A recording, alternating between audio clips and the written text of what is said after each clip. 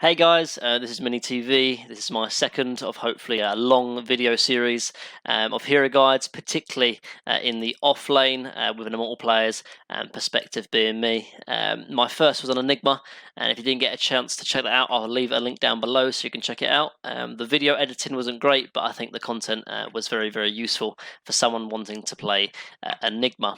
Today, however, we're going to switch it up and we're going to play Axe. Now, it's a hero that I absolutely love, and I got the new skin, so I had to show it. And a few of you guys were asking for a video on Axe as well, so I thought I'd decide to make one. Now, I'm not the best Axe player by all means, and I'm not the best offlane player either. However, I think I do know enough to make a video, and not only that, but the YouTube videos I have seen of Axe have been kind of either outdated or they're just some regular random mute replay of some pro that offers no commentary and obviously gives no insight or help on how to play him. So this is what the video is for. Not only that, but if you're struggling with Axe in pub games and he's kind of crushing you, I do mention a lot about exploits and how to play around him. So this video is for you. But without further ado, I'll sort of jump into the sort of drafting stage of Axe and when you should pick him and when you shouldn't, for example. So guys, what I'm going to do now is I'm going to start talking about the drafting parts of Axe, but if you want to jump straight into the gameplay or other parts of the video, I've put different timestamps of the video down below, so just jump to what part you want to get to. But without further ado, I'm going to go into talking about Axe in all things about Axe. Now, I think Axe is a fantastic offlaner in the meta right now, honestly, and has been really sort of skyrocketing in stock value, particularly in the Europe TI qualifiers. He gives you kind of everything you could want from an offlaner, as he has good control and is a strong and annoying laner to deal with and can really crush any lane and really set a tempo of the game if played correctly. As for kind of when to pick him, really, I think we've seen teams recently, most notably Na'Vi, TI9 qualifier, Na'Vi pick him up in their CIS regional qualifiers in the first two of the draft, as well as Singularity in the Euro qualifiers, and I know Kookaburra for Moonmeander has been smashing it in the NA qualifiers as well. So, and this is all when really the enemy team showed nothing of notable worth. So I think really showing you can really pick Axe whenever, as long as you can play Axe well. However, there's definitely heroes good axes against and heroes good with axe as well. So I'm going to start off just from the sort of support synergies that work well with axe. So in terms of supports you will want, I think the most important thing is having someone with a good laning presence to box out the enemy support whilst you're cutting the wave, or someone who has global potential so you can kill people solo just with a blink plus the global spell. So for example, AA is quite useful just with the whole ice blast while you jump in with axe. A support that synergizes really nicely as well with Axe is Skywrath, as he has sort of phenomenal laning presence, probably one of the best laning presence in all of Dota really, and as he can sort of harass or you can sort of box out the enemy support, or you can kind of box out and really harass the carry as well, all while you're kind of cutting the lane. Not only on top of that, but also when Axe, when you get your Blink Dagger and Sky is 6 is such a free kill with Mystic Flare plus an Axe Taunt. So a really nice support to play with Axe. Other supports I think are quite nice as well. I think Grimstroke fares really nicely with him. Kind of similar reasons to Skywrath again, because he has great lane presence, but also with the whole Ink Swell, it's just kind of great buff that works really well when you blink in and you call, as it allows a follow-up stun that increases the duration of the lockdown, but doesn't stop the whole call and spinner interaction, because they're still not completely stunned per se while you're taunting, but the stun comes after. As well as having two targets chained together with his soul bind, this makes for really easy taunt calls, as well as the whole Culling Blade if they're both low HP as well. Other than that, there's one notable mention I want to mention as well is Winter Wyvern. I mean, he has quite a terrible lane presence, really. But the one thing I do want to talk about is Winter Wyvern and Axe with the whole Cold Embrace is sort of save. Because what happens is, you become invulnerable with the physical presence, but it still allows Axe to spin. So you can kind of stack like ridiculous amounts of Ancients and then go up with Axe and Cold Embrace, and it will take no damage, but the spin will still go off. So it's a really kind of nice interaction to keep in mind if you do have a Wyvern on your team as Axe.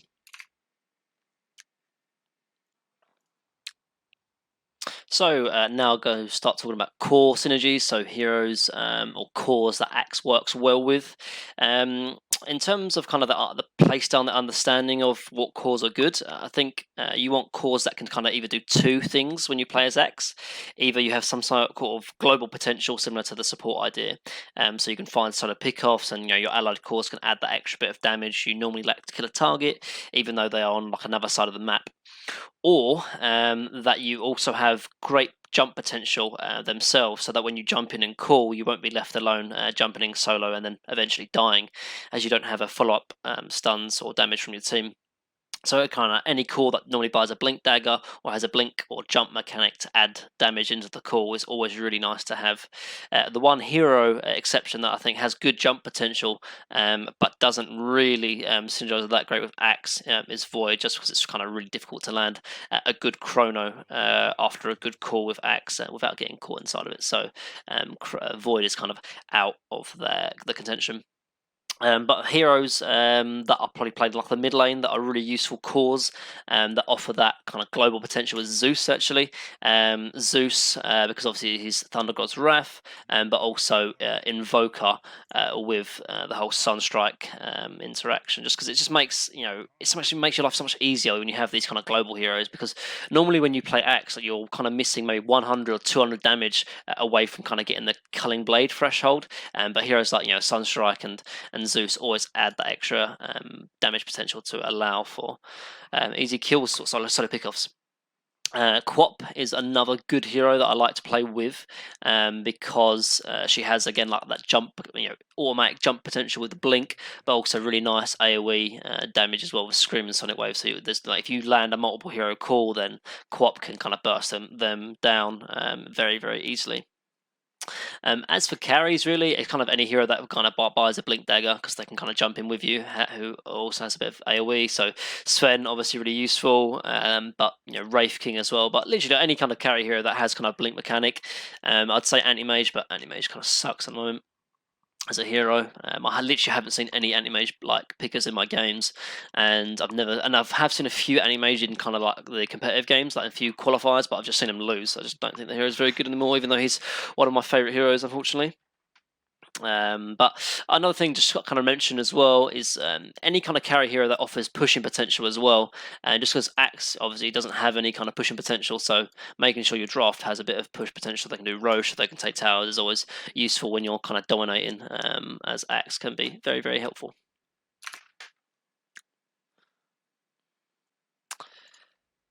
Now what I'll talk about is like who Axe crushes and who Axe is a great counter against. So heroes that you are so happy to sort of see if you've picked up and the enemy teams picks into. I think particularly there's two nowadays in the meta that I love to sort of play against if I'm playing Axe. The first being Jug, and the second being Troll. But we'll talk about Jug to start with. I mean, Axe counters Jug so incredibly hard, just when you pick up Blade Mail, just simply because Jug has sort of such a low base attack time with his regular sort of stats. And not only that, but his crit as well. So kind of the combination of having a low base attack time and having a high crit chance with alongside quite a low HP, he can basically literally kill himself off of your blade mail. That is just such a nice one-to-one counter that I love playing against Jug when I'm Axe. Just I mean, the game I'll show you, like I play against a Jug and I absolutely destroy him because it's just such a free game, honestly, when you play against him.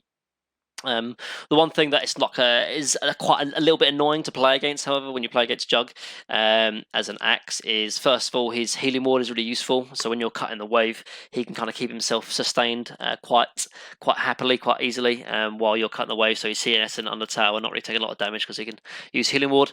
But also his Blade Fury is obviously a lot of magic damage, which you kind of struggle with because you can't use the you don't have the greatest magic resistance really, and you can't use your cool because it's obviously physical armor. Now on to Troll.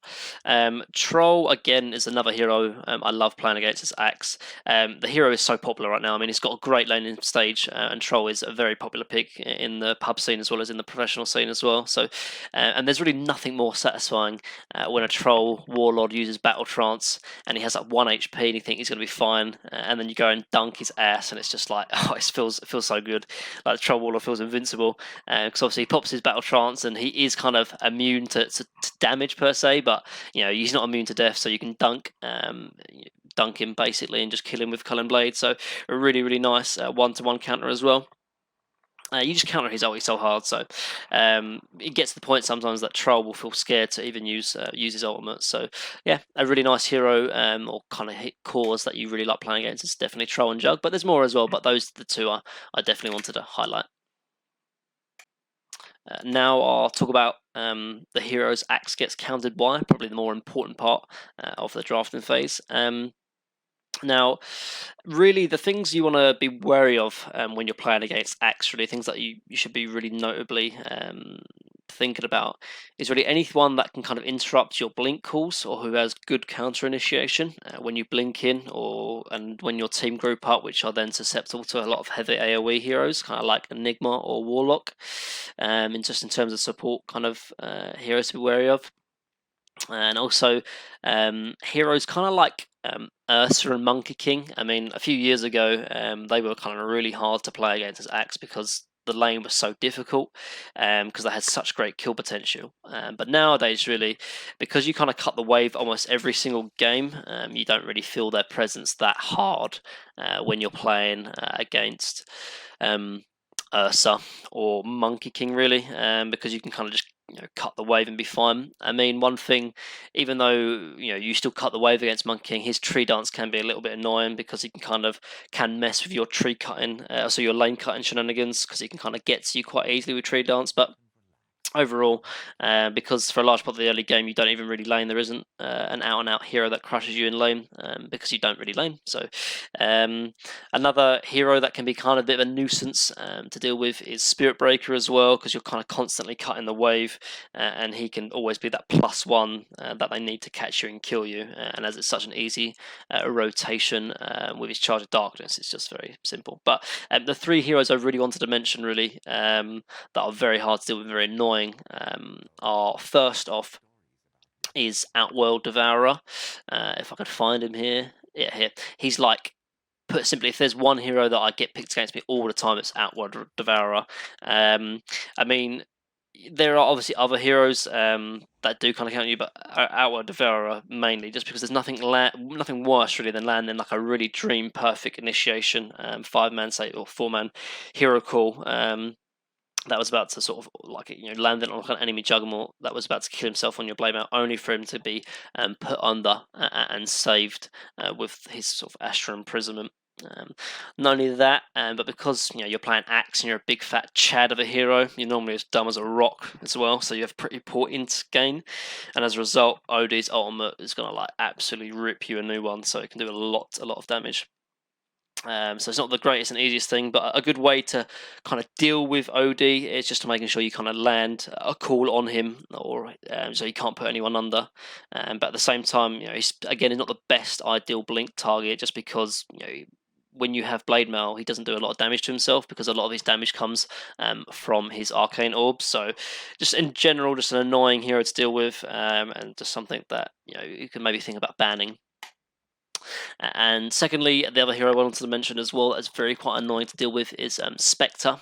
Now Spectre, is probably not a lot of people pick Spectre against Axe. Not a lot of people kind of know the reasons why, but there's a lot of reasons why Spectre is good against Axe, really. He's not only is he kind of a great ally if you have him on your team, because again you can kind of set up with global potential with Haunt, but he's probably a definite worse enemy. Probably one of the best hero counters to Axe, because not only does he sort of counter a few of your spells, but more importantly, really, he kind of counters you conceptually in what you want to do and what you want to do and what you want to achieve as an Axe player. In terms of skills, obviously his Haunt kind of really messes with your initiations, because your job as an Axe is to land big multiple hero calls, but Spectre will sort of screw with you and cancel your blink, and as a result, you won't really ever get a good call off in a team fight. Secondly, his passive, his dispersion, his E is just fantastic, honestly, against Axe. His dispersion is really annoying, but for two reasons.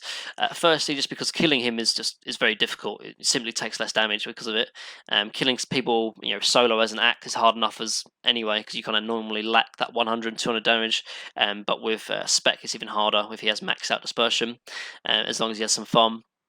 And seeing as a Spectre, for a carry he has a relatively high base attack time, so your blade mail again won't really do a lot of damage. So as you normally would against, say, like a Jug, for example. Not only that, but when it gets late game, and for some godforsaken reason you're able to get a good, like say for example, you are able to get a good call on Spec, all the damage you do to him is kind of reflected back and is maximized to those closest to him, which will obviously be yourself.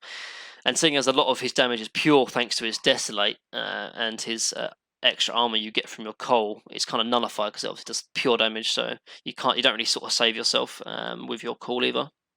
Now, finally, Spectre kind of counters you conceptually, and what do I mean by that? It's kind of in terms of what do you want to do, is like what's your job as an Axe. In the lane, like it's really obvious because you want to cut the lane and kind of put the carry under pressure, and you're going to allow Spectre to farm. But if you're a Spectre player and having an Axe cut the wave, it's actually really nice for you because you can now secure your farm safely under the tower, thus kind of giving you a really good start and a good lane, which is kind of normally quite rare actually as a Spectre, as he has kind of a weaker laning stage than most carries. As well as the fact like they'll get a point in the lane that you want to kind of collapse on the enemy carry as they're tanking a big creep wave, but Spectre can be difficult to do that. It's really difficult to collapse on because he's Spectral Drag Dagger. He can kind of just dagger into the trees and be fine about it. But not only that, but Spectre likes obviously games that go mega late, and she normally ends up being the latest carry. And although Axe doesn't necessarily mind going super late game, he would prefer kind of a mid game timing where he's like the strongest hero on the map with Blink and Blade Mail and BKB. So put simply, when you play against a Spectre as an Axe, you do struggle to win and do struggle. As a result, the best way to kind of play around Spectre, I'd even recommend to sort of lane normally if you're playing against a Spectre and try to harass a lot with your battle hunger and not cut the wave. It can normally do more better that way than what you would normally do. As for kind of the blink cancellation you get from Haunt as well, you can pick up a Force Staff, which is quite nice to kind of have, because obviously even without a blink dagger you can still kind of make some kind of semi initiations with Force Staff, and also not only that, but if the Spectre doesn't go Radiance, you can pick up a Shadow Blade like when he haunts or just before he haunts, and kind of with a little bit of skill and a little bit of luck you can kind of anticipate when it's going to happen. And if you Shadow Blade before he uses Haunt and before that Haunt illusion hits you, you won't get hit, and so obviously therefore you can kind of still use your Blink Dagger and initiate. But if he has Radiance, this trick won't work because obviously the illusion will still get you with the Radiance tick and will still put your Blink Dagger on cooldown. So yeah, kind of annoying hero to deal with. Now, for the final hero I wanted to mention is Shadow Demon, a support now. It's just kind of annoying support hero to play against as an Axe for a few reasons. Firstly, he's like again a really strong laner, and has great harass potential and even kill potential very early on thanks to his Shadow Poison. And so as a result, you don't have fun really playing against him. And when you're cutting creep waves, in some circumstances, he can kind of force you out and away from lanes if he gets like enough stacks of his Shadow Poison on you, which is kind of really hard and annoying to deal with. And there's not much you can really do against it. And in some circumstances, he can even kill you, so you've got to be wary of that. But not only that, but He's sort of similar to OD with his disruption save. Obviously, you can kind of save an LI from your blink call blade mail initiations, which is frustrating. There's not much you can do about it outside of kind of landing your call on him, as well as the core or the enemy carry. But problem being is that like you don't necessarily want to land a call on a shadow demon because it's a position 5, so it's kind of like, oh, it's just again annoying here to deal with. Not only that, but I'll mention later about illusion runes with Axe and how he can kind of disrupt you, and then he can actually farm because your illusions will still have the spin mechanic, so he can kind of disrupt you and then go use your illusions to go farm the jungle himself, which just kind of helps you. Not only that as well, but when he gets Ags, he can break your passive. So if you get a good blink call and he has Ags, then he will make sure that you don't even spin, which can be really annoying, and it obviously still goes through BKB as well. The break mechanic still goes through BKB, so even if you have BKB, there's not much play around that.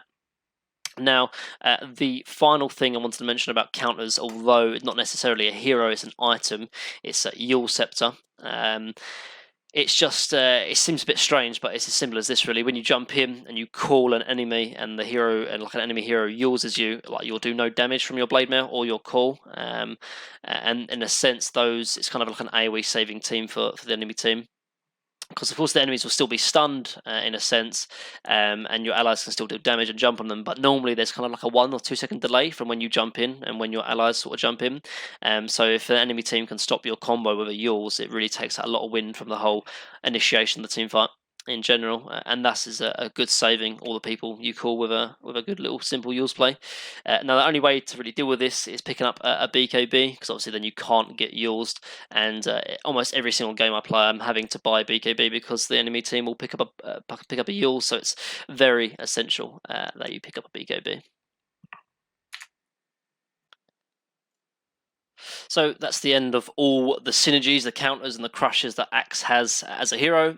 However, please do keep in mind that you don't need to overthink when and where to pick Axe. So don't feel like, oh my god, they picked OD or Spectre, I definitely can't pick Axe now, or oh my god, we don't have a carry with a blink mechanic, or we don't have any global presence, so I can't pick Axe because of that reason, or even like, oh my god, they didn't pick Jug, I can't pick Axe now. Like at the end of the day, like if you want to play some Axe, just play Axe, But keep in mind that those things do have an impact, however, but at the end of the day, it's not the worst case scenario if things like that do happen. Now, what we're going to do is just jump into a game and talk about the gameplay part of playing Axe, and in my opinion, really, there's only kind of one type of playstyle, but there's definitely 2 different types of laning, which is really whether to cut the wave or not. I think the best way to teach is really through, I like BSJ's kind of explanation of learning Dota is kind of through rules and exceptions, and I think it's definitely the best way to sort of teach it. And I think definitely the rule is to cut the wave with Axe, but there's definitely exceptions where you shouldn't. But we'll jump in to a game right now. One of my games I played today, and then I'll explain all my reasonings for it.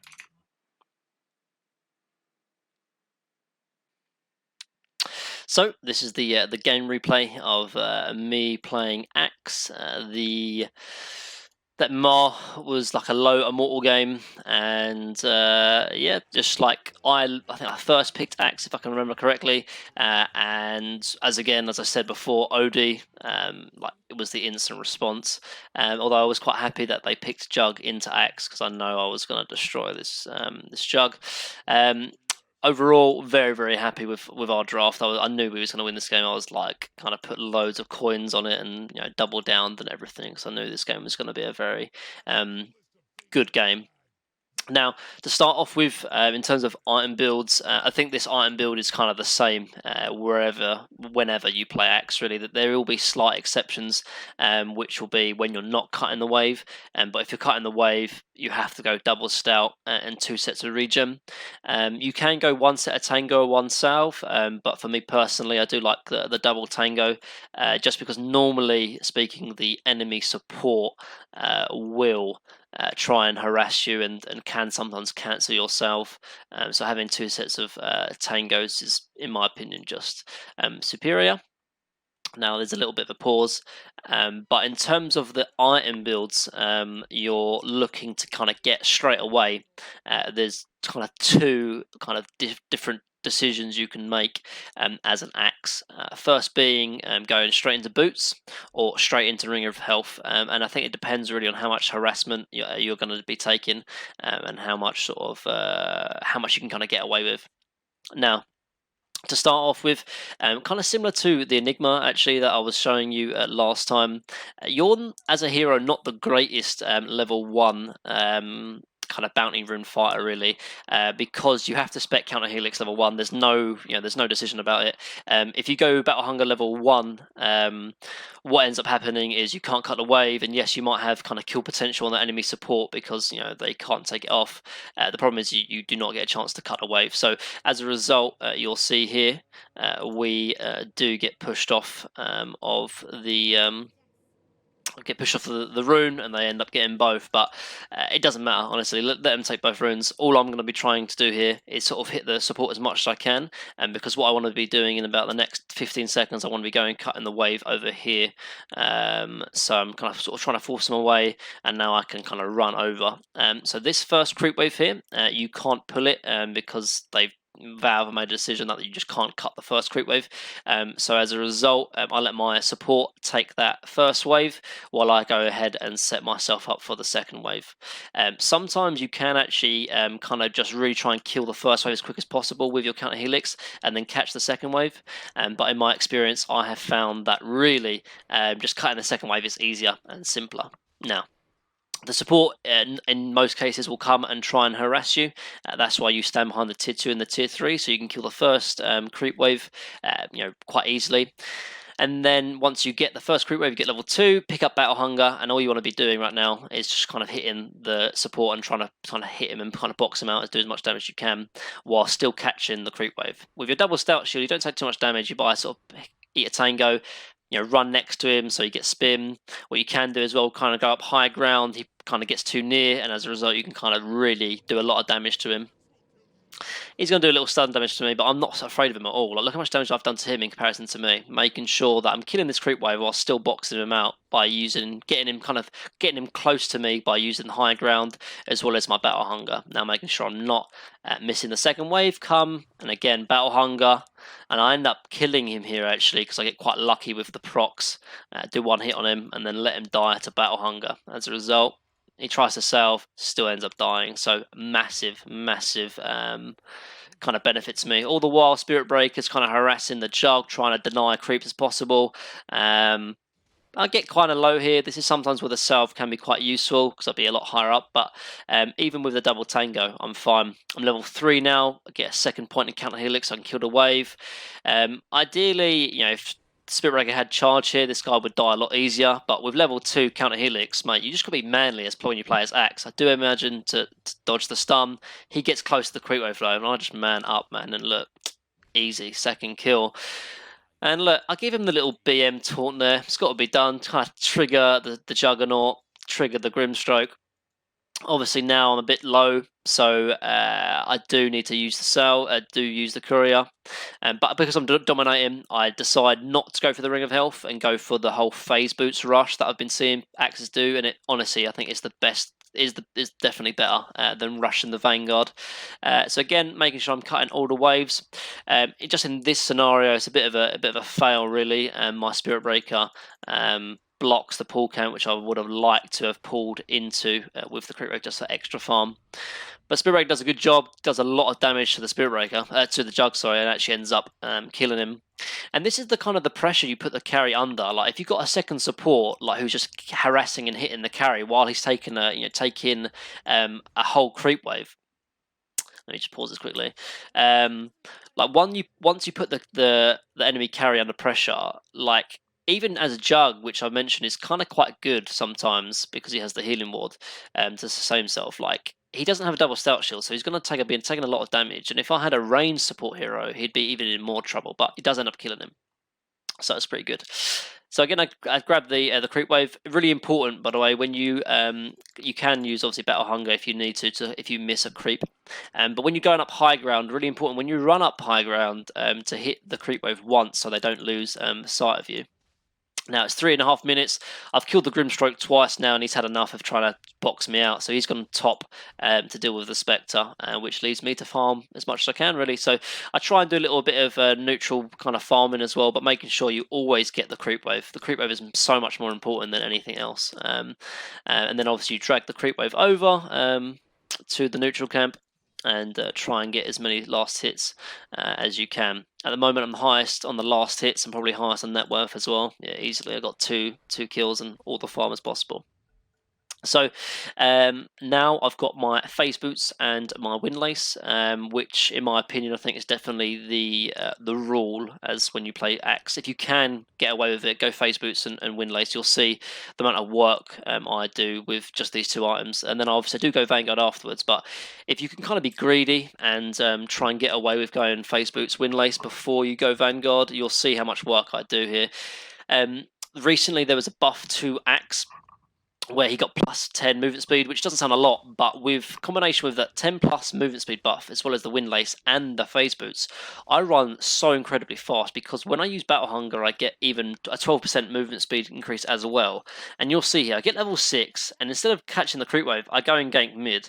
And this is what these two items give you. The phase boots and the windlace allow you to make plays on mid because you've been cutting the wave, and then you go up and you secure a kill. It's nice that we had SB here as well. He does stop his charge for some reason, but we still end up ganking and going for the mid. Like, I'm level 6, I'm higher level than the enemy mid, and just with these two items, I offer so much presence. I get put under, but because how far like, I'm nearly running at max movement speed, and as a result, we end up getting an early kill on the mid and just end up just destroying this lane. I've missed 2 creep waves, but getting a kill on the enemy mid is definitely worth 2 creep waves. I go pick up the bounty runes because Jug's more focused on the lane, and as the supporter's top, I get to take both of the bounty runes. In this case, obviously I've stopped cutting the wave now, so as a result, I can't really let this kind of, particularly with a catapult wave, do damage to my tower. So instead of cutting the wave here, I go back, and as I'm level 6, I'm not really that worried about Jug. Just sort of I can solo against him if need be. Get as much CS as I can as I'm protecting my tower. And my idea here is trying to kill this wave as quick as possible so I don't have to lane against Jug, because he can be quite scary with spin and ultimate, as I don't have Vanguard just yet. So try and push out this creep wave as quick as possible, and then go ahead and grab the next creep wave. As I said, I'm going for Vanguard. In this scenario, it's a lot better for me to pick up the Vitality booster than the Ring of Health, because I've got full HP already. I've got some regen left over as well, and I can be wary of him. I try and catch this Kuro with a culling blade. Unfortunately, I get a nice little in-run off just when I was about to ulti. But you got to try for these things. Just remember as well, your culling blade one-shots couriers, so if you do get an opportunity, do try and catch it. And yeah, so basically it's just, again, starting all over again, cutting the creep wave after I made that deviation to mid. I'm closing in on my Vanguard now, got my phase boots and windlace, and I'm literally untouchable right now. There's nothing that the enemy team can do, and as a result they start focusing on my safe lane and do kill the Spectre. But I don't care, I'm top net worth, I'm crushing, so carry on crushing. Now, what you can do, because you have this crazy movement speed, you can kind of get involved before you have Blink Dagger, which before, as an Axe player, you kind of couldn't. You kind of waited for Blink Dagger before you started getting involved in any fights. But now with Blink Dagger and Windlace, you can really get involved quite early on, which is a really nice change to the hero because of the nice buff to the 10 movement speed. So I really like it. Right now I'm telling my support to place a ward here. I'm getting to the point now where I'm like, obviously top net worth, probably the highest level on my team as well. I don't want to be dying here. I do rotate over mid to sort of see if I can help out, but they rotate too many heroes. There's like 4 mid, so I decide against it and just go back to farming. But yeah, so I said, like, look, this shrine position is very, very important to ward as an axe, because if they did want to kill me while I'm cutting the wave, they definitely could if they rotate, say, the mid and the couple of the supports, and you don't want to be giving over free gold and free XP basically, because you're the highest net worth on your team, so you want to be playing safe, and that little ward here can make a big difference. In that scenario, you saw me miss that creep wave because I wasn't in time, so I try and double stack that and farm it, but obviously making sure the creep wave is the most important. It's the most amount of farm you can get. So always try and prioritize the creep wave when you can, and then everything else is secondary, like stacking camps. But you just want to be as efficient as you can with farming. Right now, I can get involved if I want to, but my team is doing okay. We still got a 1k net worth, so I don't need to kind of get involved too much. I can still try to focus on getting that blink dagger as fast as possible. But again, just catch the creep wave, kill it as fast as possible. This one I want to kill as quick as possible so I can rotate over and finish off that double stack, so I don't drag it over. It's just easiest to me to kill it quickly, then rotate over and finish it off. Got my Vanguard now as well. So now I'm like even harder to kill. My next item obviously will be Blink, and that's when I can start really getting involved. But as I said, with Windlace and Face Boots, you can get involved. And once I see this kind of rotation top, I TP in. I'm level 9.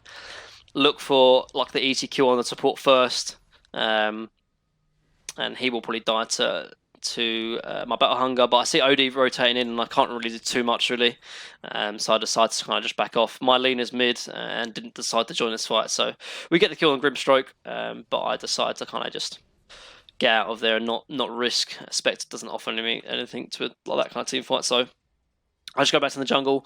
I'm still going to sort of stay up in this top lane because my Spectre has TP'd in. So because Spectre TP'd in, I still need to kind of protect him. And as soon as my TP will be on cooldown, if I have one, I might as well stay around here and farm the jungle. And as they start moving up, they go pressure the Spectre again. So it's like an easy kind of rotation for me to come in and get a kill onto the Grimstroke. He instantly dies. And so does Brew as well. And there's, oh mate, nothing more satisfying than landing a really nice Cullen Blade, actually. It's lovely. I try and catch the Earthshaker as well, but he gets a stun on both for us, so I couldn't get it in time. But luckily I found some nice double stack neutrals over here, so I go and farm that quite handily. And as long as kind of Jug and OD are sort of sitting in their lanes, I'm able to be this aggressive. Like I have Vanguard on level 10. It's only if like their whole team rotates that I need to be wary of. And even if they do wary, like I have such high movement speed that they're going to struggle to catch me, honestly. So I can play incredibly greedy, farm both their stacks. I come back, see the rotation top. I'm always looking to get involved in a kill if I can, because right now, like my win condition really is the Spectre. So if I can help the Spectre's lane any way I can, it's a win-win basically. I'm not really going to carry this game. It's going to be focusing on my Spectre, so I've got to try and help my carry out as much as possible, and helping in his lane is one way to do that. So now I'm closing in on my Blink Dagger, but I've got kind of reload mana, and as an axe, you do sort of suffer a lot without having mana. So if you can try and pick up like some clarities, like if I had a clarity right now, I'd be ready to go and fight for anything. But right now, I don't really want to start a fight because I can't Berserker's Call and Cullen Blade. So I just I am looking for something if something pops off, but really I want to kind of get my Blink Dagger and grab a clarity if I need to. But Grim kind of walks into me. I see that. I go for an opportunity, and I set up for an easy kill.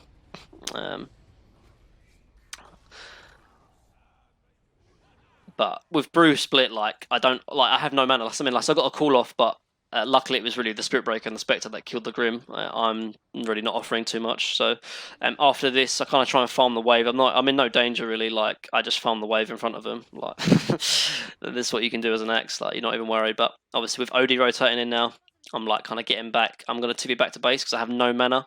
I could have TP'd here to the shrine maybe to get my mana, but I wanted to really kind of deal with this bot lane again. I've kind of left it free for Jug to farm. He's again the top net worth as well. So I want to kind of protect this tower and put some more pressure onto the Jug. So I start rotating down bot, and I'm very close to my Blink Dagger as well. So that's what I'm looking at right now. Top, there's still a lot of action going on, but the problem is that sometimes you can kind of overlook to sort of gank and fight and kind of get the easy kills on heroes like Grimstroke and things like that. But this is the guy that will really be doing a lot of work. So trying to catch him and do some kind of shutdown on him will be really nice. We see the TP coming in from Earthshaker, like right about here, so I realised like, yeah, we're not going to really carry him. Again, I kind of missed the opportunity to Cullen Blade on the Courier because I was focusing too much on Jug, which is a bit of a shame. But I've got my Blink Dagger money now, so like now I can really rotate even easier now with a TP up top. or up mid, for example. So I'm not in a big worry. Again, I'm just going to keep farming though. Spirit Breaker's down here with me. I know Earthshaker is sitting behind him, but when you see an opportunity like this, you're going to go for it, whether you're going to kill him or not. Really. Again, I'm just sort of manning up. I don't need to worry. Like I got Vanguard, and in the end with a rotation from Spectre as well, and the charge from Spirit Breaker, we get the kill on Jug. We know things are happening up top, so we can dive the Earthshaker. Luna's coming in as well. And when you're level 12 in Vanguard at like 30 minutes, like you are the strongest person on the map. You do not need to be scared when you play Axe. You've got to play very, very manly. Just kind of know your limits. And again, because of that rotation, we take the tower, we get a kill on Jug, and again, still securing my myself as top net worth on the game. So after that, the next item I'm looking to go for is Blade Mail. I think those are kind of your three core items when you play Axe. Blink, Vanguard, and Blade Mail. In some scenarios, you can drop the Vanguard where perhaps you're not getting the most amount of farm and you need to rush a Blink Dagger. You can do that. I can understand that, but I think kind of as a general rule, Vanguard, Blink, and Blade Mail are your kind of three core items. And if you can, and if you can get away with it, going phase boots and wind lace, as we saw earlier on, really does have a lot of value to rotate mid, and just being fast is always useful. I didn't mention, but as you can see, I'm level 13. I haven't spec'd any points in my talent tree. The reason being is that your level 10 talents, they are actually not too bad. 14 attack speed and 8 strength, both kind of good, and both good in some scenarios.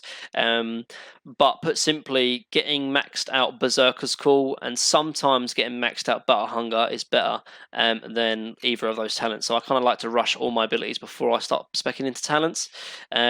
You could argue maybe not maxing Battle Hunger, but because there's a lot of kind of chase potential I have with Spirit Breaker, I decide to max out Battle Hunger before I going either talent tree.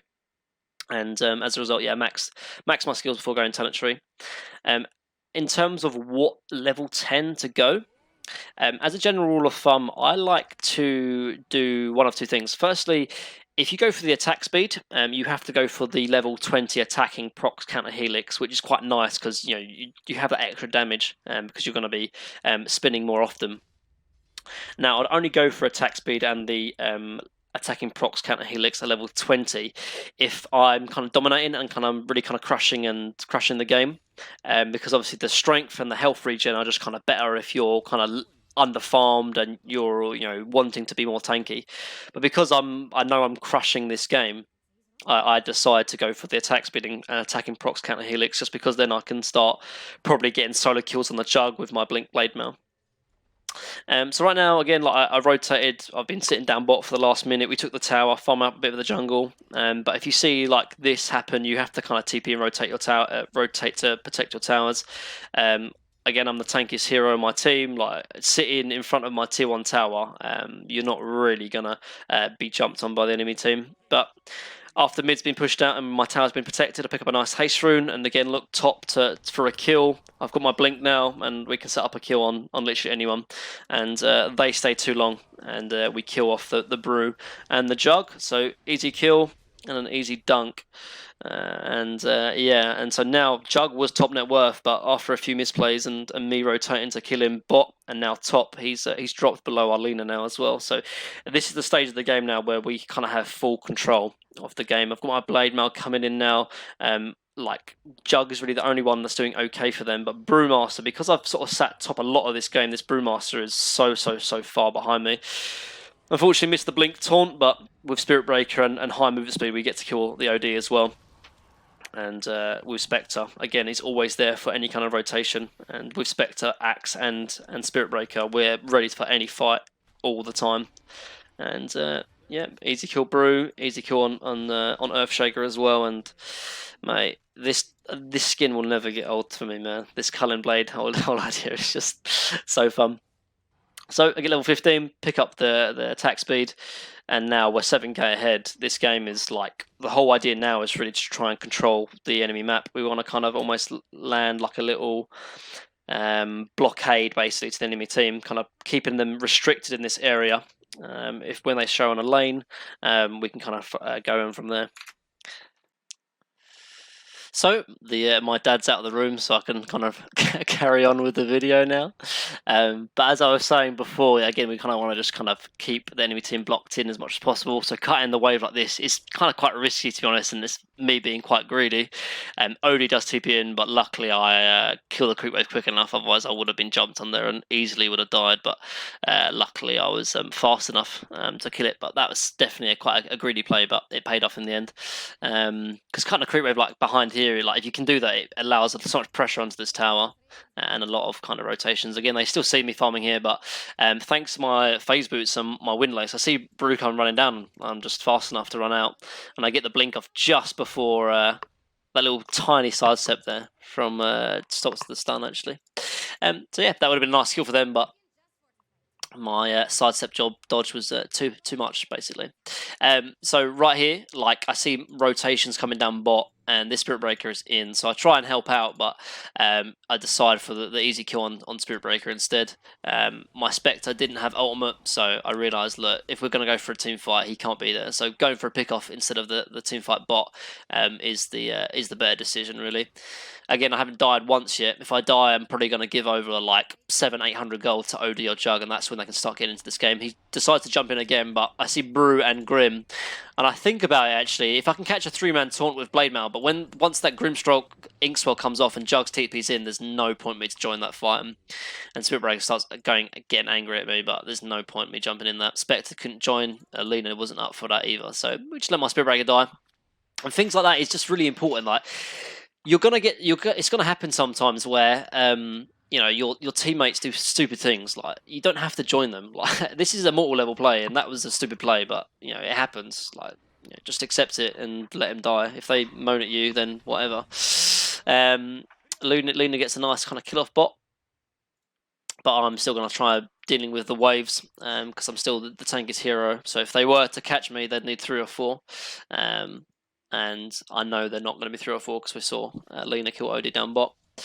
Again, pushing out the wave, runes are spawning. I'm trying to push out this wave as quick as possible and then joining down bot to set up any kind of fight that's happening onto the Jug. And I'm running in over here. And we catch Jug as well. And this is the point where Jug is like, had enough, man. We've crushed him. I'm godlike 20 minutes. He buys back, and this is kind of when the game really starts to come over because he's like triggered and tilted. But this is what can happen, man. Like you've seen me destroy this bottom lane, and this is an immortal level game. Like if you start doing this in your brackets, like there'll be so many games where the enemy team just kind of gives up. And like that is such an important thing. Like if they stayed on here and they really tried to play, yes, we have quite a large advantage, but there's been so many times where I've had a 10-15k advantage and we've ended up throwing the game. But the moment you can start tilting the enemy team and start getting them to buy back and start destroying items, that's the moment where you get free of MR. And playing a hero like Axe, he's so good in the early game that you can kind of dictate the early start of the game and kind of win the game in the first 10-15 minutes. And if I'm doing this in my bracket, you can easily do this in yours. And like I remember being low at MMR and like people tilt even more. Like they start raging at the team, they start like blaming people, they start giving up. And once you've got the enemy team to kind of give up, you've already won half the battle. Like they don't want to play anymore. Like they're speaking in Russian, I don't know what they're saying, but they're probably flaming each other, blaming other people. This Jug's about to start destroying his items. Like the game's won.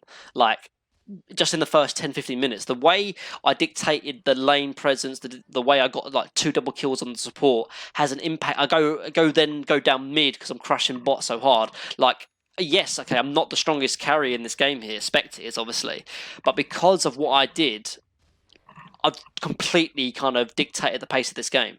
And as a result, I've won the game, not single-handedly per se. Yes, my Lena played well, my Spectre played well, but I'm top net worth at 22 minutes. And if you follow this guide, you follow, how and what you're meant to be doing in terms of the formula. Like, you could do this in your games. You're going to get, like, 80-90% win rates. And that's why these guides are so important, because, you can just stomp these games just if you follow this process. Obviously, like, the more games you play as Axe, the better you'll get. But, following the kind of what you're meant to be doing and the kind of concepts of what Axe is going to help you so much. But yeah, that's kind of basically at the end of the video here. I want to mention a little bit as well about Shadowblade. Normally speaking, Blink, Vanguard, Blade Mail are your 3 kind of core items. After that, you'll probably go into BKB, and that's kind of the max you'll get. Obviously, there's other kind of trolley items you can get as well. But I think if you're kind of really crushing and dominating, I think the Shadowblade is really, really useful because it kind of, for 2 reasons. First of all, it kind of allows you to sort of set up a lot of kills that you wouldn't maybe perhaps otherwise. Like, say, for example, you just saw me there. They had vision, but because I had Shadowblade, it's like an easy setup kill. But not only that, but say this game was closer and I needed to land really good Blink, Blade Mail taunts. The Shadowblade allows me to do that because, you know, they don't see it coming, put simply. Like, if they see me on the edge of their vision, you know, on the outskirts looking to get a nice blink call in, they all separate and they all kind of disperse. But with the Shadowblade, it won't be on their mind that, oh, we've got to be careful of Axe.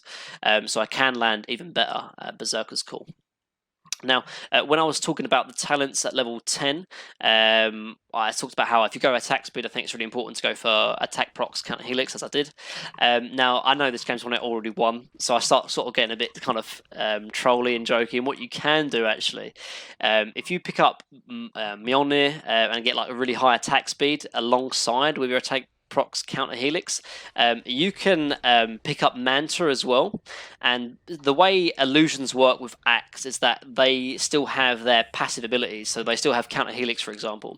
So normally, like getting an illusion rune or getting a Manta, which is a strange item, but if you can pick up an illusion rune, you can cut waves, obviously. But when you have the level 20 attack procs counter helix, and when you have Manta, they will proc counter helix when they're not taking damage, but when they're attacking themselves. So you can blink, taunt, blade mail, pop Mjolnir on yourself, as well as pop a Manta, and then there'll be so many counter helix that you end up like destroying a single target. Now, it is a bit of a troll item. Like, I mean, how much does Manta? It's like, I think it's 4,700 gold. Like, it's a bit of a troll item, but like, I mean, I didn't get to it this game because we already won, but I want to show you like blink, Manta, and Mjolnir. Like this, you spin like a madman. It's awesome. It's really, really cool. So if you're looking to kind of have a bit of fun, it's a cool item build to go for. But yeah, that's kind of the gameplay side of it, guys. I know it was a bit of a stomp. However, a lot of my games are kind of stomps, either one way or the other. It just so happens, like, I think Axe is one of those heroes that he's a feast or famine kind of hero. Like, if you have a good laning stage, if you get like a good early farm and you play well and don't make a lot of mistakes, you can dictate the tempo of the game. And I wanted to show you this video just to kind of outline the formula and the way you actually want to be playing Axe. The results will be similar if you kind of try this out in your game. Obviously, this is kind of what an ideal Axe game looks like. In terms of how else you'd play Axe, really there isn't another way. Like, obviously, if the game's closer, then you want to be focusing on getting good blink blade mails. But other than that, you kind of the game will play itself after you have the first 10 or 15 minutes down. But the best way to describe this and explain this is that I'm good friends with Complexity's manager or coach, Kips, and she was telling me about how, like when they were scrimming Virtus Pro, for example, they only like to play like the first 10 or 15 minutes of a scrim, because if they do well, then the rest of that game kind of plays itself. They know how to play it. You have so much farm. The game plays itself. But if they start losing the first 10 or 15 minutes, they'll kind of go ahead and start again because they realise how important the first 10 or 15 minutes are, so they want to get more practice of it. So kind of similar in this sense, like, I'm only showing this part of the video because this is kind of what you're going to be doing. But yeah, so that's the gameplay part of it. After this, I'm going to be talking a bit about key bindings, other sort of tips and tricks, and going from there.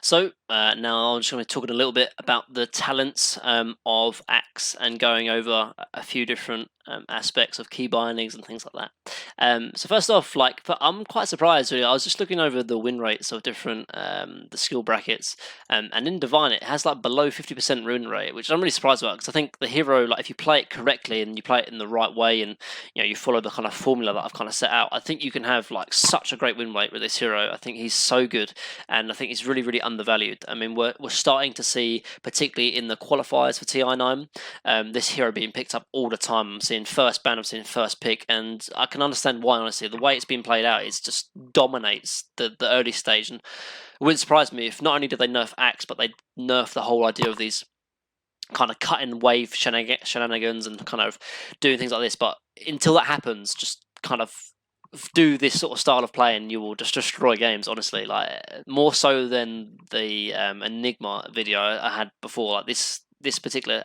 aspect of Axe, I think, is fantastic. So in terms of the talents, so 8 strength or 40 attack speed, both are good. I mentioned a little bit during the game what I like to go, but I think go for strength if you're feeling a little bit squishy and you just need to tank up a little bit, or go for attack speed if you're feeling a bit greedy and you're kind of dominating the game, because the attack speed synergizes really nicely with the attacking procs counter helix.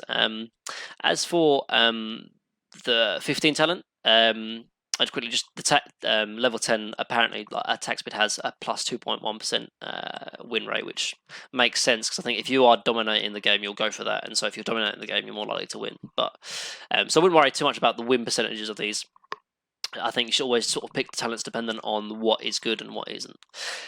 As for level 15, mana regen and movement speed, again, I think they're both actually really good. I'm surprised mana regen has a 6.1% win rate over movement speed. I think mana regen, you definitely do suffer mana in general as an axe. Like, you saw me having to TP back to base, like send out clarities, for example, like all these different things, because you do lack mana. The thing is, though, is that, like, as I mentioned at the start, when you pick up like phase boots, you pick up Windlace, like, you're so fast with the battle hunger as well. Having an extra 30 movement speed, like, you're just like Speedy Gonzalez, or like Usain Bolt. You're so fast, and that's like, it has such a big impact, because you can kind of. And I, in a sense, I kind of prefer movement speed. I did actually spec the mana regen talent in that game there, but just kind of thinking about it, and like, you can itemize kind of plus 3 mana regen in a sense, like by buying clarities and kind of handling yourself. But as for the movement speed, like, I've already bought a Windlace, I've already bought like phase boots. Like, you can't get any more movement speed from items, really. And so as a result, this talent is like almost even better because of it. So I think as long as you are up to date and really conscious of having clarities and having a lot of mana regen and items, like from, like, say if you had a Crystal Maiden on your team, or if you had an Arcane Boots carrier on your team, then I think the movement speed is better, because, you know, extra movement speed allows more farm, more gank potential, more chasing potential, but also kind of better initiations as well, because you can kind of get into the right places and then blink in. So I really do like the movement speed. As for the level 20, like 25 health regen is like, it's fantastic. Put simply, like, you're a frontliner in general, you're going to be kind of tanking and kind of having a lot of enemy focus on top of you. So having the health regen is really, really good. But the attacking procs helix is a lot of fun and makes you a big threat as well, because it does say like the cooldown on helix like 0.3, and normally you're never spinning that much in terms of, you're not spinning every 0.3 seconds if you get a good taunt. So having the attacking proc counter helix is really useful, and not only that, but they don't share the same cooldown, so you can kind of proc that even intermittently with the 0.3 second cooldown. So it's quite a useful talent if you can get away with it. As for level 25, again, both are kind of good. I think a large majority of people pick up the plus 100 Berserker's Call AoE, because it's easier for initiation. I think in general it might be a little bit better, but not so much, because 120 battle hunger DPS is a lot, really real a lot. Seeing as you can kind of put it on 2 or 3 different people before it runs out, because it's a 5-second cooldown, it does so much damage, honestly. That it's definitely worth thinking about, particularly if they don't have a good way of kind of dispelling it, so there's not a lot of mana or not a lot of dispels. Like, think about getting it, because it does a lot of work, particularly against sort of supports that can't get it off easily and have quite a low HP pool. But the 100 Berserker's Call AoE is just nice, because even in that game, you saw me miss a call by like 50 units, so having that plus 100 is really nice. But yeah, so that's kind of like the talent side of things. As for Key bindings, there's not too much to really talk about. I know in the Enigma video I did, there was a lot more, but for Axe, there's not really that much because you only have your one hero and you don't have a lot of kind of micro control. But there's still a few things, like first off, I like to have kind of all my skills on quick cast, just because it just saves me a click, put simply, and I'm all about efficiency and trying to be as fast as possible. But for kind of when you're getting ready to cutting blade someone, a good kind of thing to remember is make sure to always kind of click on their HP pool, because you should know your thresholds by now. Level 6 250, level 12 is 325, and then level 18 is 400. So when you're fighting someone, you're taunting a hero, you can kind of check their HP pool, and then when they're ready to, they're low enough, which obviously he is, you just dunk straight away, and that's just kind of nice kind of thing. What you can do, because like when you click, like the way I have my key bindings and cursors on, is that when I click on an enemy hero, it kind of goes over to their kind of interface. But there is a control in options. It's like override unit query, that is useful somewhere. I can't find it, but it's override unit query. I think it's actually over here or something. I can't really find it, but I don't have it on. There we go. This, I think. And what that does is that when you are on your hero, oh, it should. I probably need to restart Dota. But anyway, it has your hero bar and interface as well as theirs over here in the corner, so you can kind of keep a look on your own skills while looking on their HP as well, which is useful if you want to know how close they are to death before culling blade, because it's quite embarrassing when you kind of culling blade someone and you don't kill them because it goes on cooldown and it just looks bad. As for other kind of little things to do, like I said, always trying to snipe couriers. If you ever see one blinking Carl in blade, like, always works. Another trick as well that you can do that I think is really important is, say for example, you're like trying to push out a creep wave as fast as possible, but you don't want to waste mana on using Berserker's Call. What you can do, even if the enemy creeps are attacking your creeps, for example, I'll show this when these creeps come in. You can right click on an enemy hero wherever they are on the map, and these heroes they'll draw aggro onto you. This is the unit query I was talking about. So you kind of, like, you see unit query, you sort of see, yeah. I think it bugs out because he's kind of under my control as well. But as you see here, it kind of, you see the HP well. Anyway, so right now, if I click on Axe here, the enemy creeps start attacking onto me, and as a result I will spin a lot more. Now this will work even if they're not in your lane. You can do it from globally. So say for example I was in the bot lane, in the gameplay I was showing, I was attacking someone who was showing an enemy hero that was shown on the map halfway across the map, just to push out the wave. Now this is good because, as I mentioned before, you have quite a low mana pool as Axe, so you don't want to be using Berserker's Call just to push out waves more effectively. You can just see an enemy hero and then just A-click, get aggro, and start spinning a lot faster, which I think is kind of good and fun. So that's pretty cool, and something to really keep in mind when you're playing Axe. Another thing I mentioned a little briefly is the whole idea of illusions. Obviously, you're probably not going to buy Manta style on Axe, although I did mention briefly about that whole Mjolnir Manta style play with the old attacking procs helix, which is kind of cool. Because obviously you can kind of spawn Manta illusions, kind of get them to spin, to get them to hit, and they spin by themselves as well, which is kind of a bit of a troll. But more often than not, you won't go Manta style, and you'll just have an illusion room that you've picked up. Now, it's really important when you do that, just sort of sending them down and kind of creep wave, just gives you extra farm and helps push out lanes as well. But more importantly for items, I think really is the whole idea of Blink Dagger and the whole blink range, distance and radius. So if you didn't know, but Blink Dagger has like a radius of 1200 units. Now, obviously, as you can see, it like just goes up to this kind of fire pot here. Now, if I click it like right on, I'll go directly to that 1200 units. However, if I blink further than the fire pot, which was like, say, over here, instead of blinking me to 1200 units, I'll end up kind of nerfing myself to the point where I'll go to like under here, which obviously is like more like 1000 units or 900 units. So I'll show you. So instead of being here, I'll click here, and as a result, I only get here. So it's like 200 units less.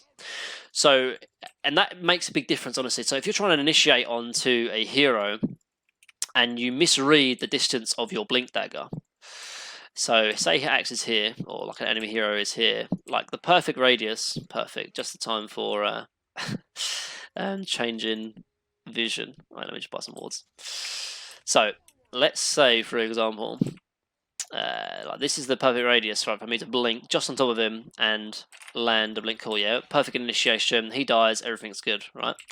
However, if I misread this blink dagger and click further than I could reach onto him, so let's say I blink, like try and blink behind him, I can end up, I can end up like missing my blink dagger radius and kind of failing my blink as a result. Like I try and, I'm over here, I'm like, oh, I can reach him, and then like blink and then I miss him.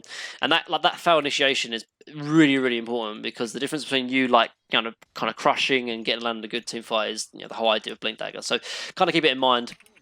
I've seen even like pros do it where they're running in, and just to be sure and safe, I've seen them like use their cursor. Say like they want to blink in here. I've seen them running in. They know exactly where it is. Okay, right. Okay, I can blink in there and go. But they hover over the blink dagger to know exactly where the radius is, and it's something to keep in mind and keep important of.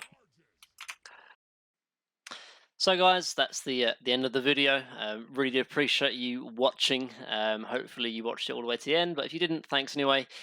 Please make sure that you like and subscribe, and let me know what the next video should be.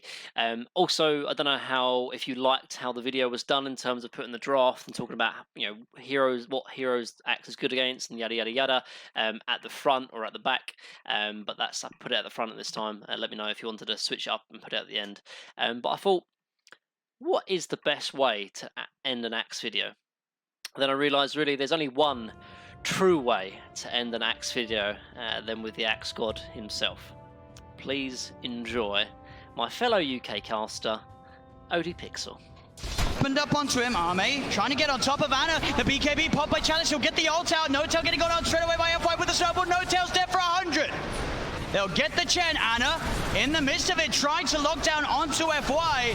The rest of his team about to come over to get the tornado. Out onto X over Sam. Looking for the cool control onto Arme. Has he got it? Arme getting stood up by the cold snap, but he's able to wait for him up to the high ground. Thompson blinks in. He gets the hex up, but FY with the snowball save. They get the bash out. Solus will be able to find the IO, but they're fully low LGD. That's Solus dead for 2 minutes. They get Thompson. Thompson dead for 2 minutes. Only Anna. Anna, can he do it here? He's at a half bell. Sam!